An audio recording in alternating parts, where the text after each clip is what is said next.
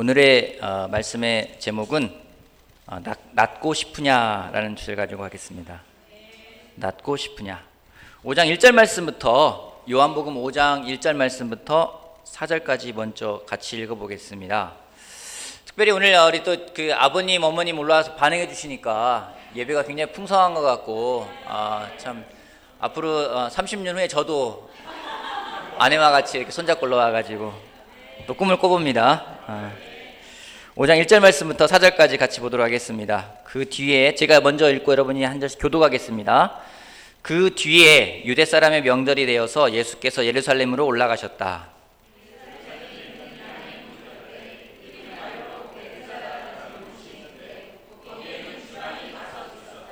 이 주랑 안에는 많은 환자들, 곧 눈먼 사람들과 다리 저는 사람들과 중풍병자들이 누워 있었다. 그들은 물이 움직이기를 기다리고 있었다.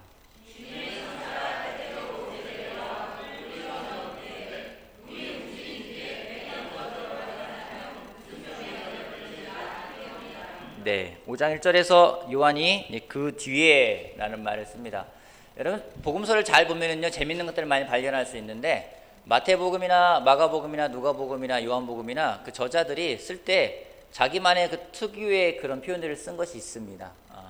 마가복음은 잘 아는 것처럼 뭐 곧, 바로, 즉시 이런 단어가 굉장히 잘 나와요. 그래서 참 마가가 얼마나 성격이 급했는지를 알 수가 있고 대신에 또 요한복음은 그 뒤에 그 후에 이런 말이 나옵니다. 그래서 이를 계속해서 연결되어 간다라는 것을 강조하기 위해서 이야기할 때가 있고 또 마태 같은 경우는 어떤 한 시기에 벌어졌던 그때에 그때에라고 해서 어떤 그런 시간적인 것들을 또 강조하는 것을 볼 수가 있습니다. 근데 요한은 그 뒤에라는 말을 요한복음 읽어다 보면은 한 7-8번 이런 발견할 수 있을 것 같아요. 한번 세보세요. 몇 번 나오는지.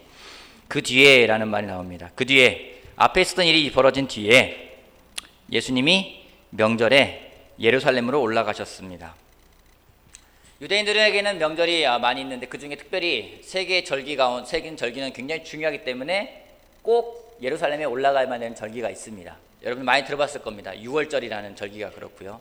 또 7.7절이 그렇고요. 초막절이 그렇습니다. 이 세 절기는 유대인이라면 남자들은 예루살렘에 꼭 가서 성전에서 봉헌하고 예배를 드리는 것이 그들에게 해야 될 일 중에 하나였습니다.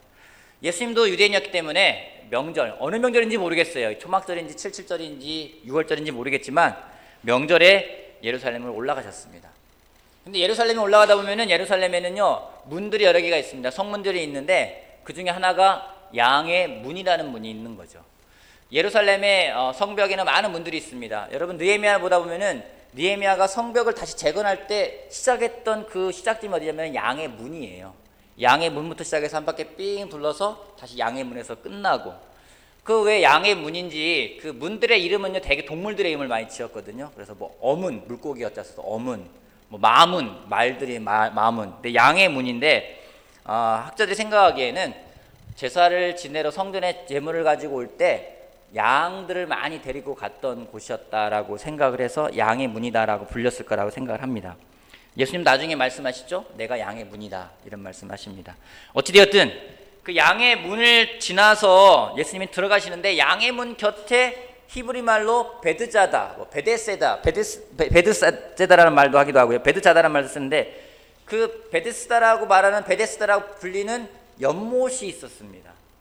근데 연못에 어떤 일이 벌어졌는지 가끔씩 천사가 와서 물을 휘저어 놓은 다음에 누구든지 먼저 들어가는 사람은 무슨 병에 걸렸든지 낫더라 라는 카더라 하는 소문이 돌았던 거예요.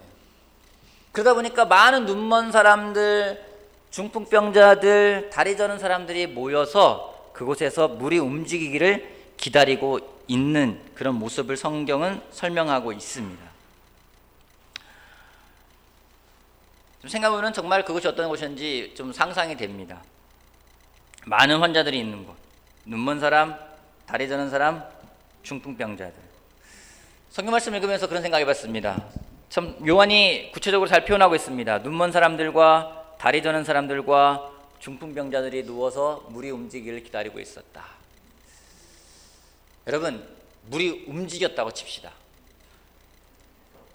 누가 제일 불리할까요?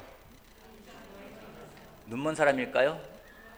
다리 저는 사람일까요? 중풍병자일까요? 누가 제일 불리할 것 같아요?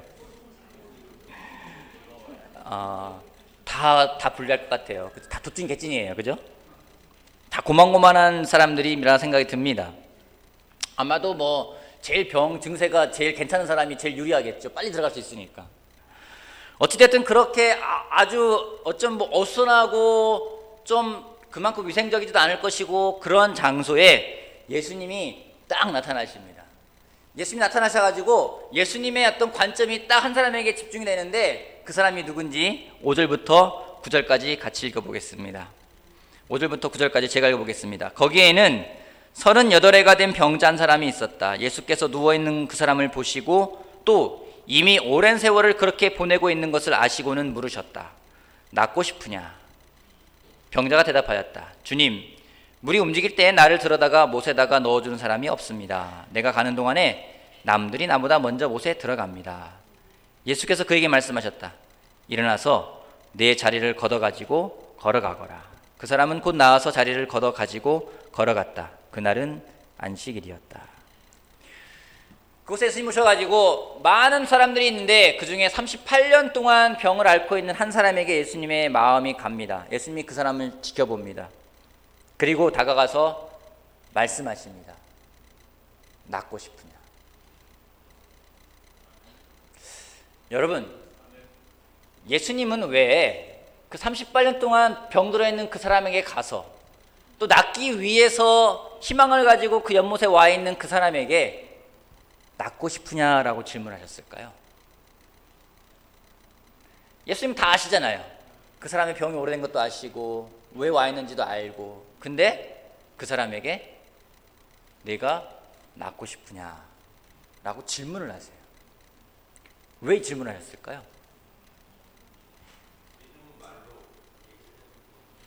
믿음은 말로 얘기해야 되기 때문에 잘 이해가 안 되지만, 또 왜 예수님은 그 사람에게 몰라서 물어보신 거 아니잖아요. 그죠?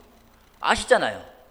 그 사람이 정말 낫길 원한다는 거 아는데 왜 내가 낫고 싶으냐? 왜 물어보셨을까요? 왜요? 믿음 있는지 알고 싶어서. 간절한지 보고 싶어서. 예수님은 사람의 마음을 다 아십니다. 그분은 하나님이십니다. 몰라서 물어보는 것은 아니십니다. 근데 이 환자에게 38년 동안 앉아있는 환자에게 낫고 싶으냐라는 질문을 던졌을 때 이 환자는 굉장히 많은 걸 생각할 것 같아요. 제가 생각하기에는 그 질문하신 이유는 그 환자에게, 그 병자에게 그곳에 와 있는 목적과 이유가 무엇인지를 다시 한번 깨닫기를 원하셨다는 생각이 들었습니다. 여러분 생각해 보세요. 정말 물이 움직였다 칩시다. 이 사람이 제일 먼저 그곳에 들어가서 병이 나을 확률이 얼마나 될까요?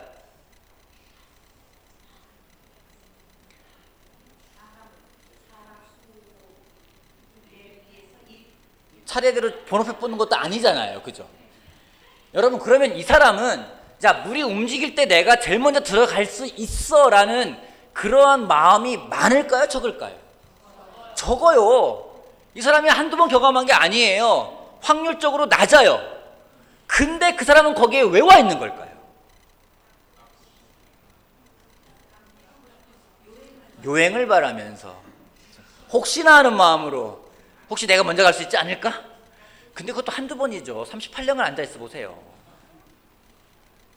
그 사람은 거기 앉아있어요. 이 사람을 보면서 왠지 나 같다는 생각이 들었고요. 또 많은 사람 같다는 생각이 들었어요. 이 사람이 거기에 앉아있는 이유는 무엇일까? 이 사람이 살아가는 이유는 무엇일까? 그 사람은 거기에 왜 와 있을까? 이 사람은 왜 자신의 신세를 한탄하게 되었을까? 이 사람은 왜 자신의 처지를 비관하는 사람이 되었고 왜 사람들에게 상처를 받아서 사람들을 욕하고 탓하는 사람이 되었을까? 이 사람이 처음에 왔을 때부터 그런 마음이었을까? 그 사람이 처음에 그 못에 갔을 때 나는 사람들을 원망할 거야 그런 마음 없었을 것 같아요. 나는 거기 갔을 때 내가 거기서 나올 확률이 거의 없어라고 생각하지는 않았을 것 같아요. 그 사람에게는요 꿈이 있었습니다. 그 사람에게는 희망이 있었습니다. 내가 가면은 나을 수 있을 거라는 생각이 있었습니다. 하지만 계속되는 반복되는 실패, 계속되는 좌절, 사람들은 떠나가고 도와주는 사람은 없고 그러다 보니까 정말 좌절하는데 근데도 갈 데가 없는 거예요.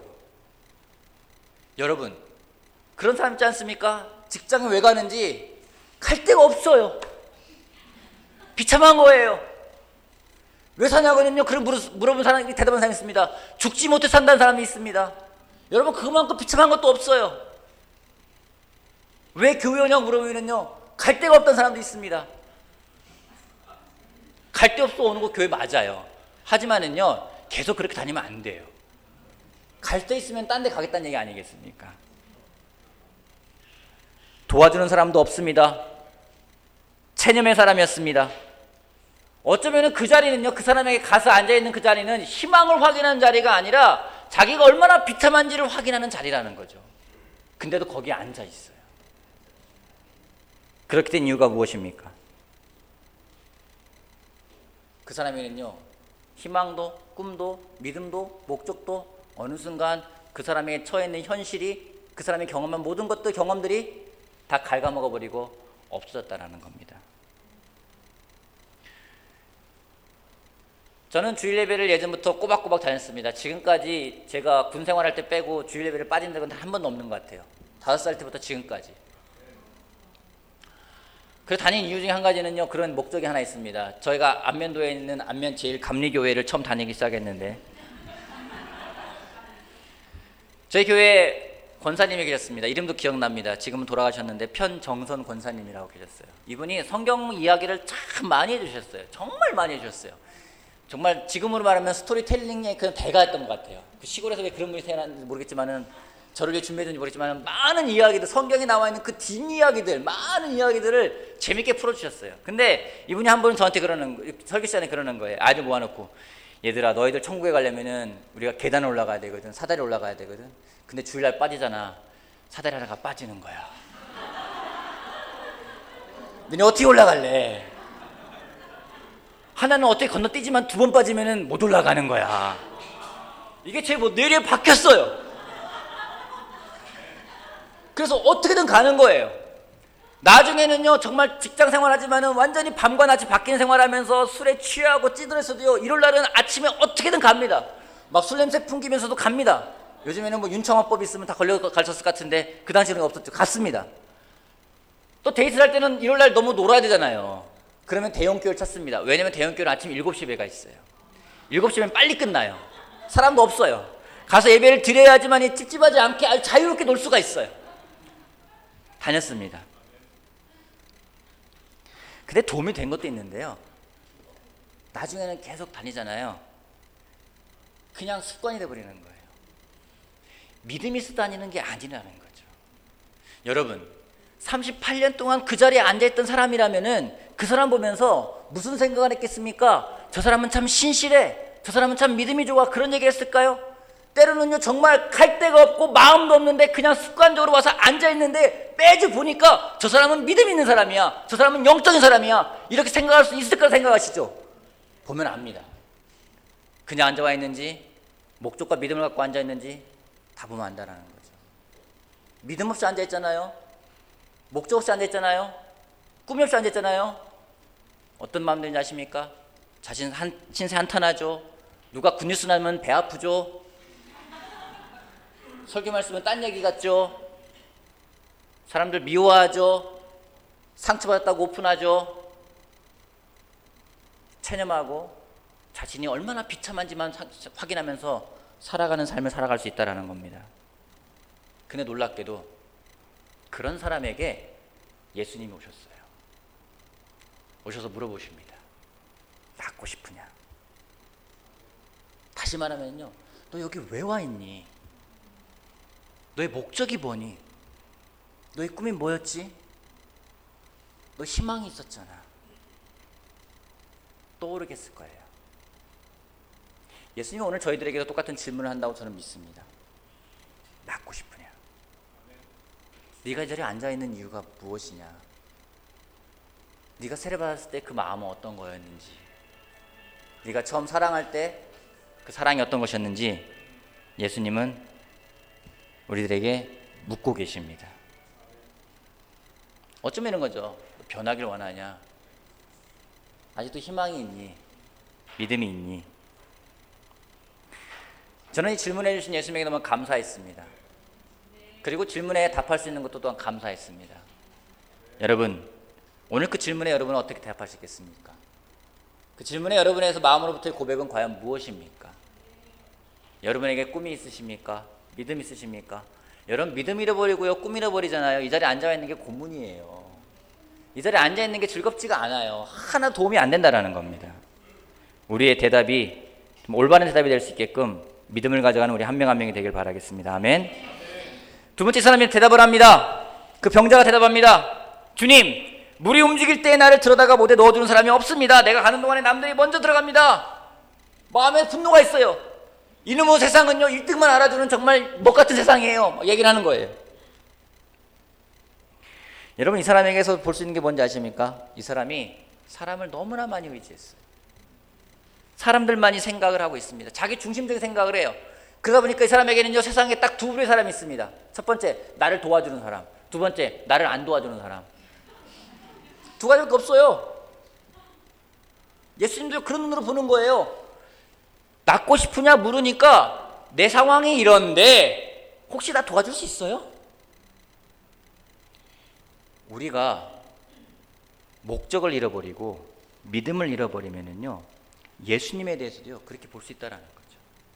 내가 중심이 되어버리면은요, 예수님은요 능력자지만은 그 능력이 나를 도울 능력자로만 생각한다라는 겁니다. 그렇게 할 때는요, 어떤 일이 벌어지는지 모든 것이 원망스럽습니다. 안 도와주면 아쉬운 거예요. 예수님도 원망하게 되고요, 하나님도 원망하게 되고요, 모든 것들을 원망하게 됩니다. 이 사람에게는요, 자기 중심밖에 없어요. 어쩌면 그 자리에 모인 사람들은 다 비슷하지 않습니까? 동병상련의 그런 마음을 가져가야 되는데 모인 사람들 한 명 한 명이 다 동상이몽인 거예요. 다 생각이 달라요. 자기만 생각하는 것이에요. 이기적이고 남을 돌볼 줄 모르고 어떻게든 내가 나아야만 되는 곳. 그런 곳에서 예수님이 갔을 때 예수님 또한 그렇게 본게 된다라는 겁니다. 이 사람 자기를 진짜로 버릴 수가 없었어요. 자신을 못 버리니까 비참해집니다. 여러분, 자신을 버리지 못하면요, 다 모든 게 다 원망스러워요. 오늘 세례를 받게 되는 박재문 형제 군, 오래 공부했어요. 거의 한 7, 8개월 같이 공부를 한 것 같아요. 여러분, 나중에 한번 시간 한번 보내보세요. 박재문 형제랑 같이 시간 보내면 여러분들은 아무런 말도 못할 겁니다. 상황이 너무 어려웠어요. 아버님은 박재문 형제가 20살 때, 그러니까 10년 전쯤에 갑자기 그 밤에 주무시다가 그 수면이 호흡증으로 해서 지금 병원에 지금까지 누워 계세요. 그 이외에도 많은 일들이 있습니다. 참 들어보면은 참 안타깝다. 참 같이 공부 들어온 형제들은 다 울 수밖에 없어요. 힘든 상황이에요. 그리고 또 새롭게 일을 하는데 일을 하다가도 여러분 일하다 보면 억울할 때 있잖아요. 내가 한 것도 아닌데 왜 내가 저런 일을 해야 되지?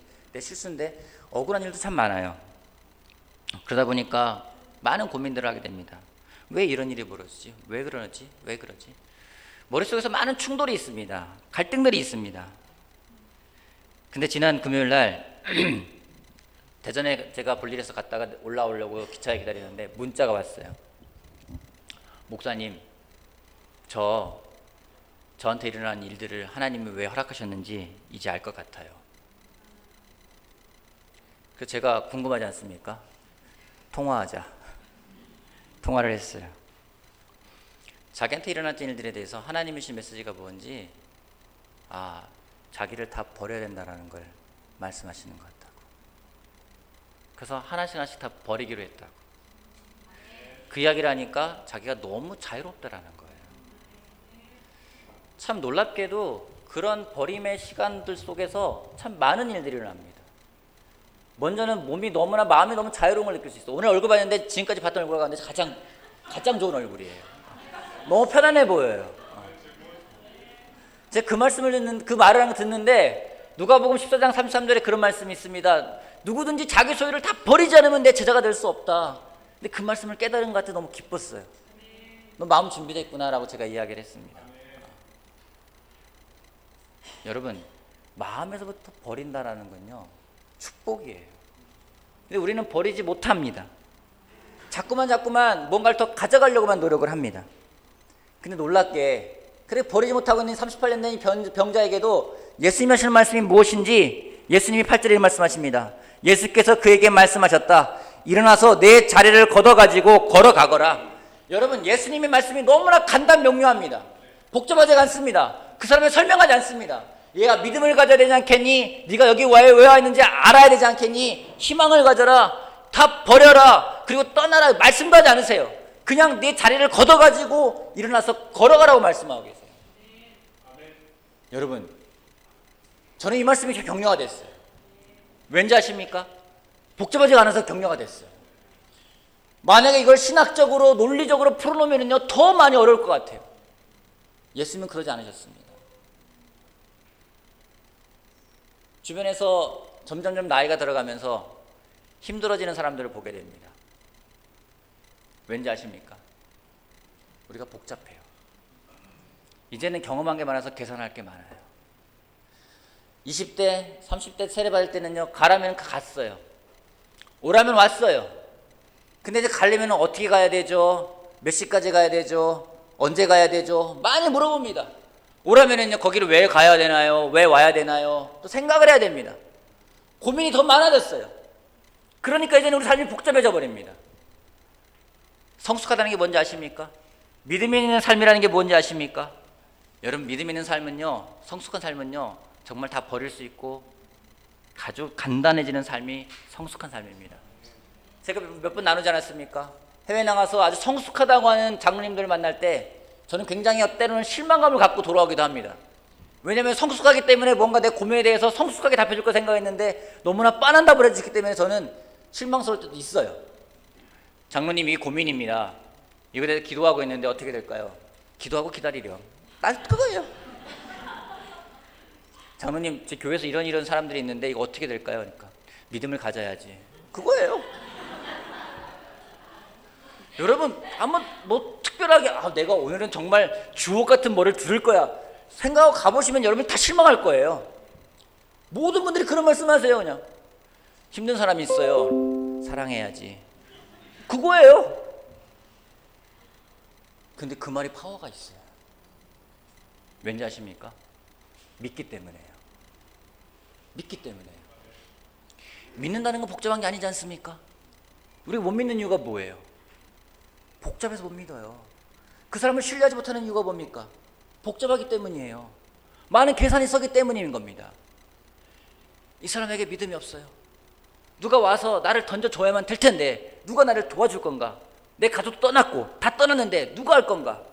마음에서부터 버리지 못하다 보니까 많은 사람들이 원망스러워요. 다 상처투성이에요. 나를 버리고 떠났지, 나를 안 도와주었지, 옆에 사람이 새치겠지, 반치겠지. 그 사람 마음속에는요 정말 중요한 게 뭔지 모른다라는 거죠. 오늘 여러분은 어떠한 믿음의 삶을 살고 계십니까? 복잡한 삶을 살고 계십니까? 아니면 단순한 삶을 살고 계십니까? 저는 단순하게 살고 싶어요. 여러분, 단순한 거하고 생각이 없는 거하고는 다릅니다. 생각 없이 살라는 얘기가 아니에요. 저는 단순하게 살고 싶어요. 믿음으로 살고 싶어요. 오라면 오고 가라면 가고 싶어요. 근데 안 돼요. 힘들어요. 왜요? 제가 아직 버릴 게 많은가 봐요. 생각이 많아요. 고민이 많아요. 제 머릿속에 해결하고 싶은 것들이 너무나 많아요. 제 욕심이 있어요. 제가 꿈꾸는 것들이 있어요. 그것이 어쩌면 예수님에게 다가가지 못하게 하는 건지도 모르겠습니다. 그런 예수님에게 너무 감사한 것은 오셔서 위로 말씀도 할 수 있고 격려도 할 수 있고 설명도 할 수 있고 이해도 할 수 있고 도닥거려 줄 수도 있는데 그렇게 하지 않으세요. 일어나서 내 자리를 걷어 가지고 걸어가거라. 거기에 이 환자는 그대로 반응했습니다. 그냥 일어나라기에 일어났습니다. 그가 정말로 원하는 것을 예수님 말씀하셨고 그는 그가 정말로 원하는 것을 했습니다. 그걸 보는 사람들은 놀랬겠죠. 그걸 보는 사람들은 하나님을 찬양했을 겁니다. 저는 그런 삶을 살고 싶습니다. 단순하게 살고 싶어요. 여러분, 우리 단순해집시다. 올드가 되면서요, 단순하지가 않아요. 걸려있는 게 많잖아요. 뭐 아이들도 있고 배우자도 있고 시댁도 있고 친정도 있고 많은 게 걸려있잖아요. 애들 학교 문제 걸려있고 또 주변에 교회도 다 걸려있잖아요. 너무 복잡해요. 그렇기 때문에 우리가 더 믿음을 못 가져가는지 모르겠습니다. 여러분, 우리 단순해집시다. 부탁하고 싶어요. 그냥 말씀에 있는 대로 합시다. 그냥 누가 뭐라고 하면 말씀에 있는지 확인하고요, 말씀에 있는 대로 하면 돼요. 근데 말씀에 있는 대로 안 하기 때문에 문제가 되는 거지, 말씀대로 해가지고 문제가 되는 건 없어요. 말씀에 확인하고 말씀에서 오라면 오고 가라면 가고 정말 그런 믿음을 가지고 살아가는 우리 한 명 한 명이 되기를 바라겠습니다. 그때 예수님의 그 질문은 우리에게 기쁨이 될 겁니다. 내가 낫고 싶으냐? 주님, 낫고 싶습니다. 제가 여기 그것 때문에 와 있습니다. 제가 나을 겁니다. 제가 움직일 겁니다. 그때 예수님 말씀하실 겁니다. 내 자리를 걷어가지고 일어나거라. 우리가 그때 답할 겁니다. 아멘. 주님, 제가 일어나겠습니다. 여러분, 정말 깊이 생각을 하고 깊이 고민하는 건 필요하겠지만은 그러게 더욱더 단순하게 살아갈 수 있는 우리 한 명 한 명이 되기를 바라겠습니다. 믿음으로 살아가는 여러분이 되길 바라면서 말씀 마치겠습니다.